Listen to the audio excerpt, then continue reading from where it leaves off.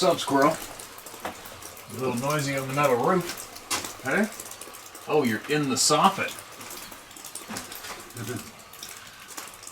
Little shitty's running around in the frickin' attic. That's why it sounds noisier than hell up there. I'll bet somebody's gonna get him one day. Get him! Get him! Get him!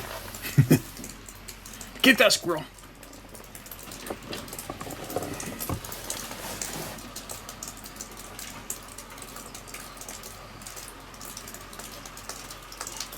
Can hear that thing running around up in the soffit. Get him! Probably driving that dog nuts all year.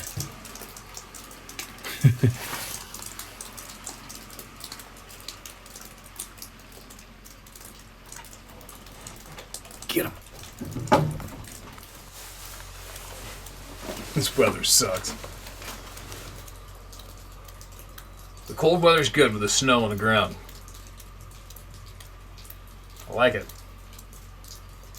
Then, really fall's dry. Green still. Different colors and leaves a good time, but this time of year up in the north sucks. It's like that transition between winter and spring, and the ground is just disgusting. The dirt up here, you step in with your boot, it sticks to you like glue, and you instantly have like 10 pounds of mud stuck to your boot. So you imagine what comes off your wheels, right, in your truck and you drive down the road. It's absolutely brutal.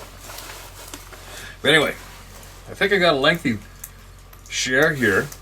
I have a feeling it's going to be very interesting.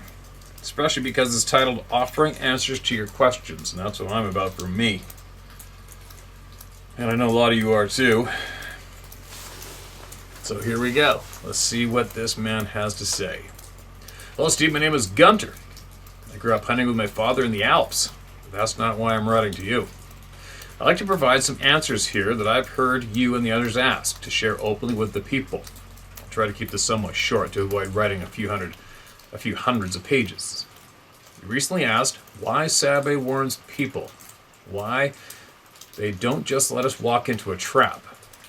People are not aware of what actually exists around us. That's usually why we don't understand yet. For example, every living thing here has a path of development, Sabe included, meaning there are always beings like us and them, further along that path, but not in a physical form anymore, but in an etheric body. With that less physical form, beings become a lot more capable in many ways. In a nutshell, Sabe are being watched and guided by beings who once were like them, but evolved. And by the way, that's the real evolution happening everywhere, not just on this world. That's a natural process, but it's not random at all. It's happening by design, a very big design. We, inside these bodies here, we all evolve over a long time until we are ready to exist in a less restricted form. You could call this flesh and blood here a safeguard. It restricts our abilities, but it also restricts the things we can do wrong and the consequences thereof. Back to the point. There are laws and an order at work everywhere around us. You know yourself that mankind has lost almost all access to earlier knowledge about these things. Sabe can't just do whatever they like. If they cross specific lines, they will be stopped by most powerful means. Way more powerful than guns or the muscles of an 8-foot Sabe. So, they have to follow the rules they were given. That's why, usually, a Sabe will warn you, even with consequences, to adhere to that law. If you ignore the warning, then it's basically up to that Sabe, if he's evolved enough inside, to be decent about our ignorance, or if he's just waiting for that to make you pay because he actually hates humans due to, example, bad experiences and other reasons. Even the rogue Sabe knows these laws quite well. If a rogue Sabe crosses lines that are too big, he will be stopped immediately before even doing anything. And he might lose his life without anyone seeing it. They know that. You won't find his body either. So, rogue Sabe will, example, try to find a way to make you cross the lines, to give him the right to annihilate you. The rogues are not all the same, as you know. Some eat humans. Some do other very nasty stuff. Some, even are not so bad, but don't want you to follow the rules of their family and thus leave their clan. And that line, some people are just crossing by having the intention of killing him or harming him. And whether that's enough to get the Watchers to stop him or not, you'll see quickly with the result. Sabe is just one of many forms that offers refuge to certain groups of beings/people. Example, some people deteriorate in a bad but very specific way, where they hate being around other people. I don't mean just the bad ones, but anyone. And when someone gets too extreme in that direction, they might be offered to be born as Sabe, surrounded only by a very few of their family, to give them a better chance to find their inner peace again. Nature has a very calming effect, as we know. It's of course not as simple as I read here. That's why some Sabe might tell you that they once were like you. The Sabe form was created, not by some random evolution, just as any other form. These bodies are all just vessels for beings like us to be born into. There's something similar to Sabe in the seas, different looking of course, but also a bit human-like. Every form has its exact purpose. Then there's something that might freak out a lot of people. Sabe is not by far the most dangerous of these forms. Through deep mines, we sometimes cross into a ring where half etheric beings exist. They can manifest physically for a short time and even harm us, while normally remaining invisible. To those, similar laws apply. They'll most likely not warn us, but scare us off. And if that doesn't help, or if we carry hostile thoughts within us, they might really hurt us. Those half etheric, might be etheric, Etheric forms can look like things you saw on TV, shapes of monsters. I know all about that. I know how that sounds, but it's the truth. Many freaky things that people saw that looked way worse than Sabe can be of that kind. They sometimes can be seen on the surface for short amounts of time. I can fill hundreds of pages more of this. Where do I know this from? There are, and have always been, a few very old people who live their lives here, die, get born again, and so on, but not for hundreds of years, but for way more than thousands. And a few of them remember the entire history, everything. To give you a clue about what I mean, the asteroid belt in our solar system was a planet that burst into 4 huge pieces about 6,000 years ago. The people from that world were about double our height and some even larger. Right after, some of their bodies were drawn into the gravity field of Earth, Mars, and other planets, where their frozen bodies rained down. At that time, quite a few fell down in old Egypt. Their dead bodies were worshipped and buried. Those are some of those giant skeletons that our bad leaders tried to hide. Many huge skeletons have other origins. They looked like strong humans with woven long beards. The world was almost as large as Saturn. And no, the gravity didn't crush them, because there's more of those forces than people currently understand. It was like a green pearl. For all the oceans we have, they had endless green forests. I remember their culture, what they wore, how they lived. Many of these souls first took human form again in old Japan. That's, by the way, where Japan has many of its housing designs and some of the soldier clothing from. Many of those people born in Japan back then remembered their former lives and the old world and were inspired strongly by that. So this was a huge influence on that country and region. Of course, these are only fragments of what had happened. There's way more to it. This is just recent history. There's so much more. I'm just annoyed about how people today are being kept from really everything essential. Just a fragment of that old knowledge could give many people's life a deeper meaning and inspiration of how big life really is. Oh, another thing.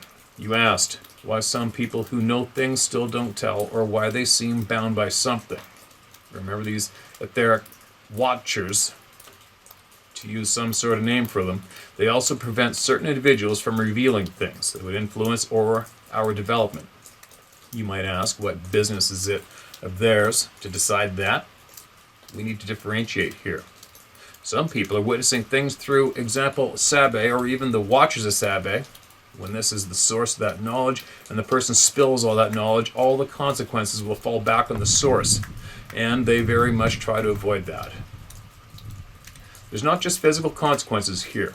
The more severe consequences are non-physical just because we don't pay attention to that doesn't change what's happening. If you dozens of people who remember basically everything, every time we were born here, there's no link. So it's our decision what to say and to whom. And that's why I can tell you all this. The only consequences for me might be from the arrogant elites, but the truth is worth it. If you want to read more, feel free to continue. I'll try to answer more questions.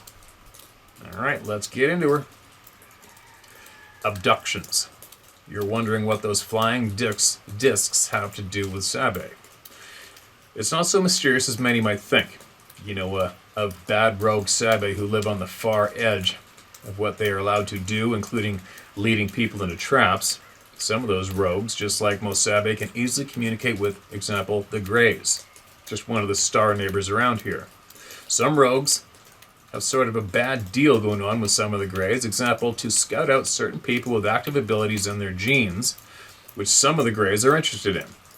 So, when a rogue isn't allowed to touch you because you didn't cross a line, he might immediately tap off those Greys to also do some borderline stuff just to get rid of you or punish you, like it was the case with that scientist you read about. So you might ask, how are the Greys allowed to somewhat violate our rights? And here's the answer. You notice the tech boom and new developments in the last 80 years? If anybody had half a brain, you're damn straight.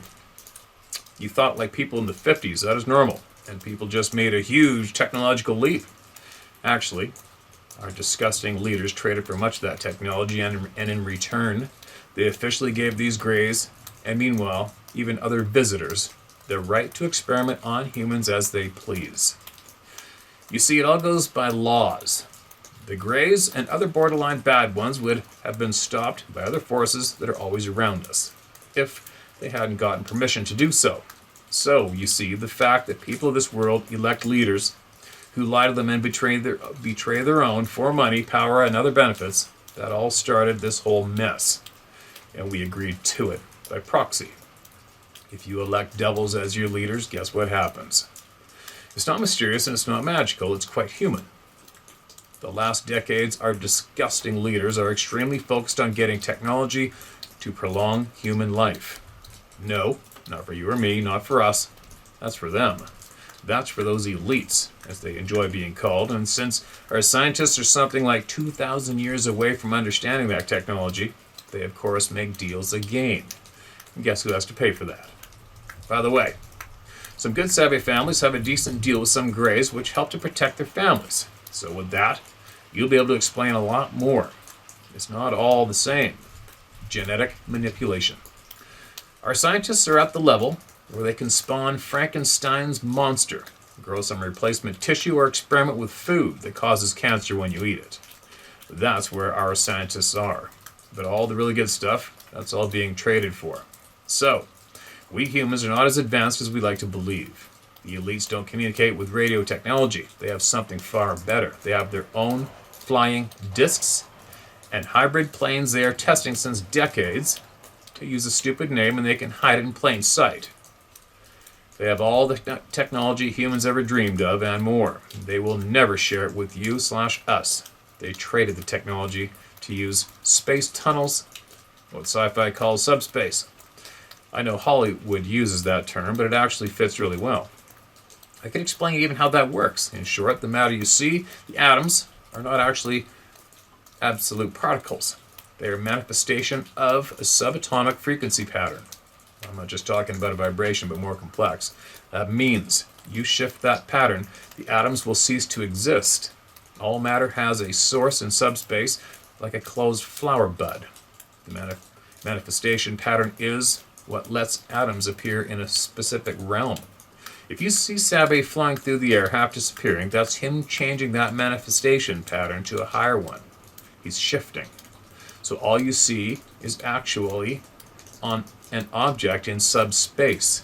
If you see it with atoms visible to your eyes or manifesting in a higher form invisible to us, that's all this vibration pattern at the source. That's how objects, disks, even people or Sabe can travel huge distances in seconds, and why it's a bit dangerous if you were to get stuck without understanding what's happening. The Greys teleporters shift this pattern of matter in subspace, So all manifestation ceases. There's no atoms anymore. They then use the exact same subatomic frequency that object has to attract it from point A to point B, because in subspace, you can move objects by attracting them like this. When the object arrived at point B, they will use a frequency to get the object to manifest the original subatomic vibration pattern, which will manifest the same atoms as it had before. So, it's not like sci-fi believe that you destroy an object and recreate it somewhere else. It's more like closing a flower to a bud, attracting it in a subatomic space layer and encouraging it to bloom again at the destination, showing all its colors and beauty. Back to the elites. The elites consider the people of this world to be livestock. I would absolutely agree with that one. A dumb labor force at best. Right now, they started their programs to reduce the population significantly, and more bad programs will follow this one. You know, it does bring tears to my eyes, living with that knowledge and not being able to help or wake people up. But we all decide what we really want to know. There's a price to be paid, just to live with it. The last person I told some of it told me they can't live with it, and it's too much, it's too heavy to carry that burden. We all decide for ourselves how much truth knocks at our door. But as you said, each of us should at least be able to decide to get answers if they seek them. I admire your willingness and courage to go all the way for the actual truth. And for that, I offer you all I know, which might take a couple of books to write. It might be faster to not waste months or years if you had specific questions about any topic at all. If you're interested, I can tell you a lot more. But in the end, if you knew it all right now, you might not feel like talking anymore. Not because you don't want to help, but because you would be torn between tears and feeling crushed by the sheer weight of it. I was struggling to decide for a year now if I should write to you or not. So here is a start. I'm offering this to you. You decide, my friend. Thank you a lot for what you're doing. Cheers, Gunter. All right. What do you say to that? It's going to be a lot of people are probably going to say, lose the crack pipe, Gunter. Right? It just goes with the turf. One part that stands out for me early in the beginning was when you said those large beings came from an exploded planet and fell to the earth. Their skeletal remains. But just that one little one right there for me would, in a way, not trying to be rude, but in a way that's almost a red flag to me. I mean, how could anybody be expected to believe that a body, even frozen, even in a 100-foot square block of ice, how would that re-enter the atmosphere, rip down to the planet with all that friction, blazing hot, and not melt before impact? If it did impact anyway, especially on hard ground, how would it not absolutely shatter? You know what I mean? So just that one little point you made for me is pretty tough pill for me to swallow right there. And the rest of it, I haven't a clue because I don't know. Because I don't know anybody who has made the statements that you have made with such confidence. Right? I mean, how would you back that up? How would you back it up? And it's kind of funny, you know, when I've heard that numerous times, I've heard people say that the savvy have the rules, they can't break the rules, and if they harm anybody, then they're going to pay for it. Okay, well, what the hell then? Like the other day at Rumble, by accident, I've come across 3 different videos as an example to that. So far, I've come across 3 different videos on Rumble where I was like one of the first 20 people to watch, absolutely by accident. I wish I didn't. One was these Ukrainian guys had these Russian young enlisted forces guys bound on the ground, and they're shooting them right in the frickin' parts. Full HD Sony Handycam clarity, like you're standing right there. And they had just another 3 or 4 young guys pulling them out of a vehicle and stood them up right here, and they're watching these guys wriggling around, living their absolute worst nightmare. And then the guy swung his barrel over and shot the other guys straight in the marbles as well. Another guy was bleeding out. It was pretty disgusting. I wish I'd ever seen it. And then as an example, I was on Rumble again, scrolling through, and by accident found another similar video. By absolute accident, I wasn't searching it. And it had been up, I think it's the 21st viewer. It's gone. These videos, that video, the one I'm about to mention, is gone now. And again, there's these Ukrainian Nazi guys. And they had a handful of these young guys on the ground, 5 or 6 of them, and they're all bleeding out. And you could hear them laboring breath with bubbles of blood in their lungs and their throats, just like you would when you walk up on a deer or elk. And the blood on the pavement was incredible. And the guy kept on slamming a few rounds of lead into them. So what I'm getting at, you guys, is, sorry I had to paint that picture. Unfortunately, I saw that. I wish I didn't. But the Sabe are instructed not to cross the line or they will be stopped or dealt with instantly. Well, what the F are these guys doing? What are humans? Why are humans allowed to go around doing this shit to each other? Now, I understand if you put on that uniform and pick up a gun, you're probably going to die by the gun. I get it. But there's also people being intentionally violated in every way imaginable. Why aren't those humans stopped? From this higher power, you know what I mean? So, that's what I instantly think when I hear people saying that they have to go by rules. I go, wait a minute, so here's this hairy giant in the forest and other places that the majority of the human population won't acknowledge, and they got rules. They're not allowed to hurt human beings. But meanwhile, human beings are allowed to basically do every single absolute most disgusting, heinous thing you can come up with. People are doing it to adults and infants alike without any consequences at all. And they continue to do it. And I don't understand that part. So that's what I'm getting at. Somebody says the Sabe have rules, they can't do this or that, and if they do, they pay for it instantly. Well, what the fuck's going on with human beings? Right. But anyway, Gunter, I am all ears, man. If you want to share more, if you want to share more with me, I'm all ears. I need to hear from everybody, and I'll decide what I'm going to take from it, or leave it. For me, I'll decide. It's my puzzle I'm trying to put together. But I welcome you to share absolutely whatever you got with me. I'm not scared of shit. Bring it. I've had my close brushes with death, and I'm good with it. And I think for a lot of people who might understand my stance on it, it's like this, man. It's like, okay, we're born, we've got this one life to live. This is a beautiful place. We've been given the emotions of happiness and excitement and adrenaline and being passionate about life and the colors and the nature and all the good things that go with it. But meanwhile, we've got these dirty, filthy sons of bitches dragging us down nonstop, taking more than half of our earnings, incarcerating innocent people, killing innocent people for power. And I just would find it, I would be absolutely upset if I could not come to the truth of who we are, what we're supposed to be able to do, what we can do. And I would be upset if I went through this lifetime not being able to do something to turn this shit show around. If I die without the answers, I'm going to be pissed off.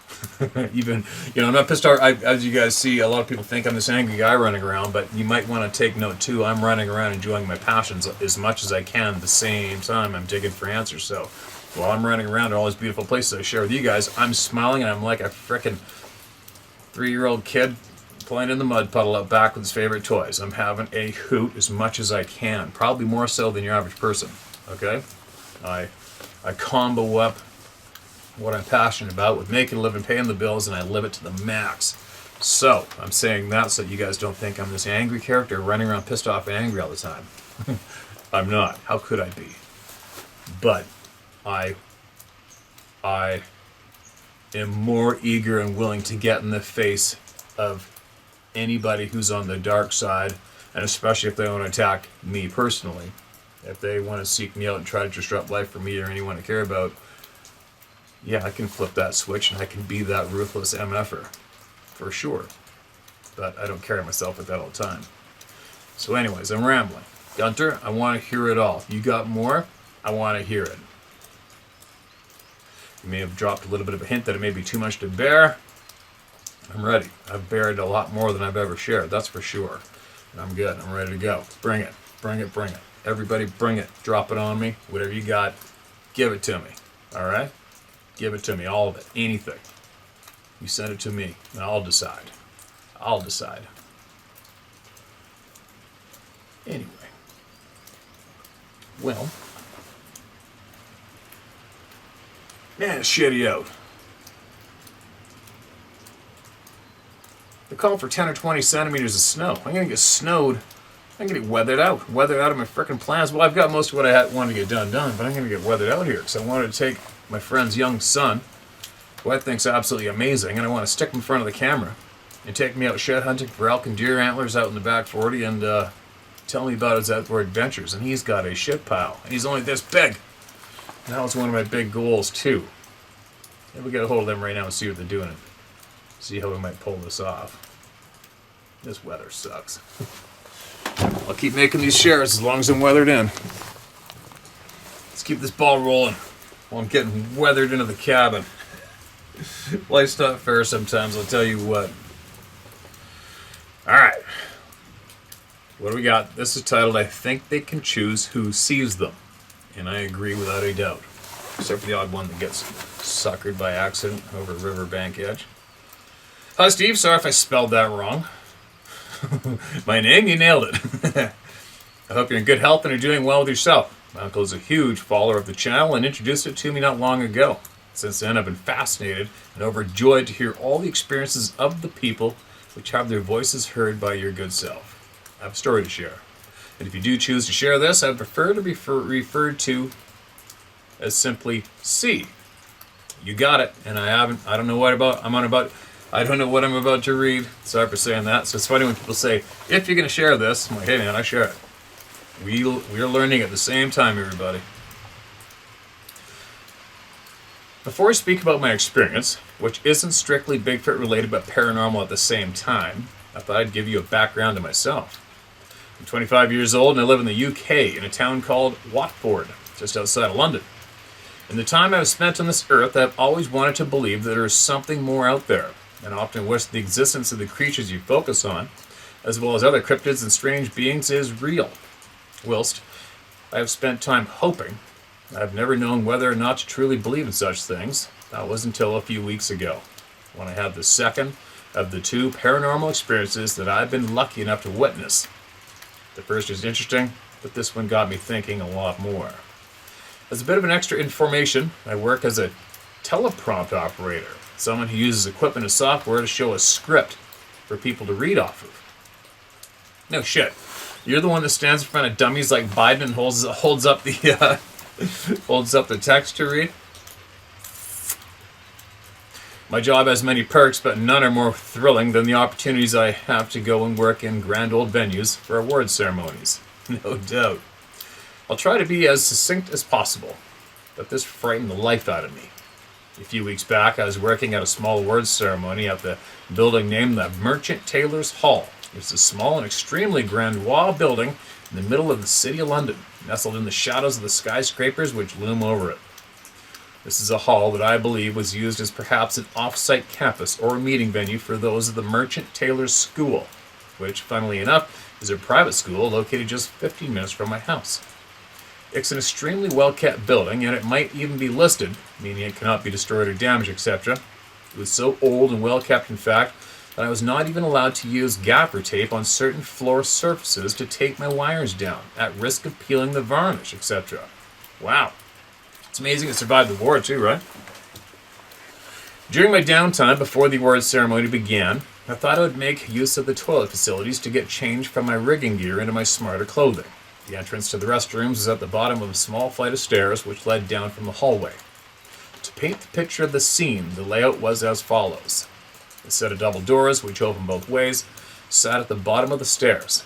Upon entering the doors, you are met with a long corridor, well lit, and around 15 meters long. Everything which one could need was on the left-hand side, whilst on the right was a wall running the length of the corridor. The facilities on the left are separated by two walls acting as partitions. Immediately to my left were the sinks and mirrors. A few meters down there was a wall which separated that section from the next, which were the urinals. And then a few meters further down there was another wall which separated the urinals from the cubicles. I entered a cubicle and got changed into my smart clothes before making my way out of the cubicle and back up to the corridor. The other facilities were now on my right. As I made my way up to the sinks to wash my hands, something caught my eyes as I passed the urinal section. A figure, which appeared to be a man, wearing a dark blue suit jacket, stood beside one of the urinals. He did not appear to be using it, which made me think that he was either getting ready to use it or had already finished and was zipping his trousers, etc. The hallway was relatively long, and it could have been very easy for someone to enter the restrooms without me hearing whilst I was in a cubicle. I carried on to the sinks and didn't think much of it. I washed and dried my hands, which all in took around 10 seconds, before walking to the double doors. I decided to hold the doors open and then look behind me, in case my theory of the man having just finished was true, as it would have been rude for me to have not offered. After a few seconds, he didn't appear, so I figured that he may have in fact just got there. I let it slide and left before heading up the stairs. But then something made me feel uneasy and nervous. I'm not particularly superstitious, but when your gut tells you something's up, it's never wrong. Got back to two theories that I had. No, I'm no urine expert or anything, but I'm pretty sure that even if the man had just started to use the urinal I walked past, he wouldn't have been there for almost half a minute before washing his hands. I stood at the top of the stairs, texted my girlfriend, and checked up on her whilst admiring artwork on the walls. 3 or 4 minutes had passed, and the man hadn't left the restrooms. Seeing as there was only one way in and out of the restrooms, I figured that he had either had an accident of some description, or maybe something I couldn't explain or fathom. I felt uneasy, but I went back into the bathroom to check. Nothing. I checked all the cubicles, and there was nobody there. I decided that it was time to get the hell out of the toilets. Fast forward a couple hours, and I'm sat behind a stage running the teleprompt for the host of the awards. Dinner is called. I leave from behind the stage and make my way to the room where the crew were eating to get my dinner. This meant that I had to walk through the hall where the guests were sat. It was a small awards ceremony with 8 tables and just 5 people on each one. I scoured the hall slowly as I walked past. Any men who were there were dressed in black tie only. No blue jackets, nothing of the sort. This is a truly freaky ordeal, which was made even scarier when I researched the Merchant Tailor School uniform. It's a navy blue.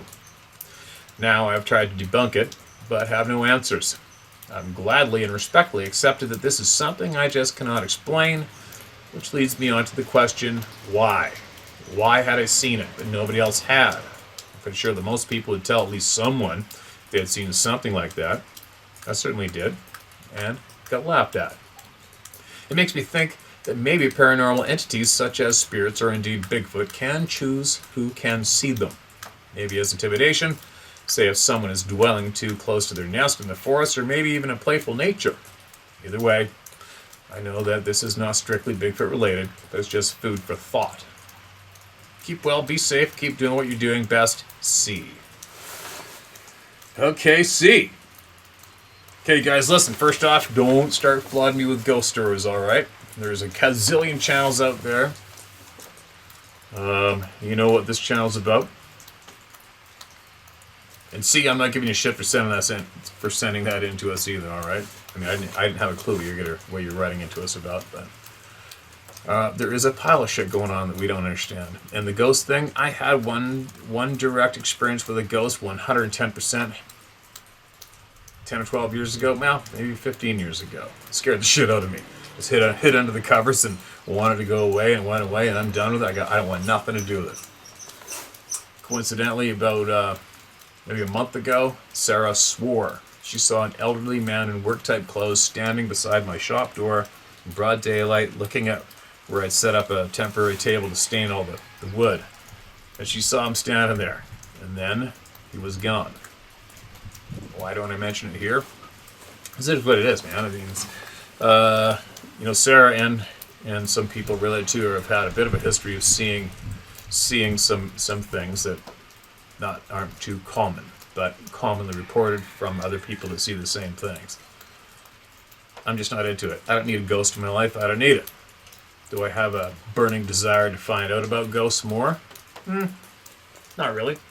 I have a feeling all those answers will come in the end to us. It is interesting, isn't it?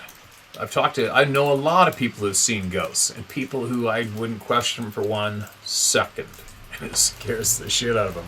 But I think it's that type of scared where it just scares us because it's not supposed to be real and we don't know what to do or think about, right? And that's fine. Anyway, thanks for sending that in again. That must be an amusing job. I'd find it amusing for me being a teleprompter just because I have zero respect for celebrity status of any kind. This is what it is. I don't hate celebrities. I've had a lot of brushes with them. It's just not my gig. It's not my gig. We are all, as far as I'm concerned, we're all equal no matter who we are. It's funny, maybe one time I'll share some video with guys. A few years ago, I did some work on Gene Simmons' house. A friend of mine built his house. One of his houses actually built for Shannon Tweed in Whistler, British Columbia. Shannon bought us all a ticket, well, a handful of us. She bought us tickets to go to the kickoff tour, kiss-off tour was it called? And had some good conversations with Shannon. Got kind of drunk. There's a room down below where all the people go with their families before they perform or play sports. And then I walked out. Shannon was in front of me, right in front of me. We all walked out. And it was such a bizarre thing to get that taste of their flavor of life. Because we walked out and there was a platform. This is in Vancouver, British Columbia. There's a platform in the middle of the whole stadium. Right on the floor, dead center. And I'm right behind Shannon. The second we walked out into view, the spotlights, boom, are on us. And the crowd starts freaking the hell out because of Shannon Tweed, right? And I go walking out there, and it was really weird. It's just really weird to feel the energy of that place. And all of them screaming for Shannon. And she's just a normal chick. I mean, she's done some reality TV show, but I had some good conversations with her. She's a true good person, for sure. Did I talk to her like she was a celebrity or somebody special? Not a chance. I talked to her like I went to school with her, like everybody else. And then, the concert went on. It's kind of funny. People started texting me. Is that you down there? I'm like, where are you at? I saw some friends I hadn't seen for years, and I actually busted out of there and went up and gave him a hug. But it was something, anyways, getting back to it, the celebrity thing, yeah, it's not my gig, man. It's just more amazing, like I said, for me to watch people. I get more amazed watching human beings and seeing how they ride through life and how they react, how they treat each other, how they react to different scenarios. Yeah, it was weird. Yeah, I met Gene and the whole gang afterwards. Whatever, blah, blah. But anyway, that's actually my first time I ever took a selfie. Was with Shannon on that platform. As I said, you know what, I'm not into selfie shit. I said, I've never taken a selfie before in my life. What do you think? Should we do it? She said, yeah, let's do it. And that was my first time I ever took a selfie, is with Shannon Tweed at a Kiss concert. But anyway, I imagine you see a lot of characters being the teleprompter. Ghosts, no thanks. The one thing about ghosts is they don't follow people around in the forest and throw rocks and sticks at them and absolutely ruin it for my fellow outdoors person's passion. So that's probably another reason why I don't really give it any attention, because if ghosts did do that, I would be after their asses and trying to find out the answers so I could help all my friends and we could enjoy life and our passions to the max and try to figure out why the F these ghosts are in the forest banging on trees and chase us and throwing rocks and shit, right? But they're not, so I don't really give a shit. How's that for a babble? Babble, babble. Alright, here we go. I'm going to get a hold of these guys and see what the gang is doing. I'll be back later.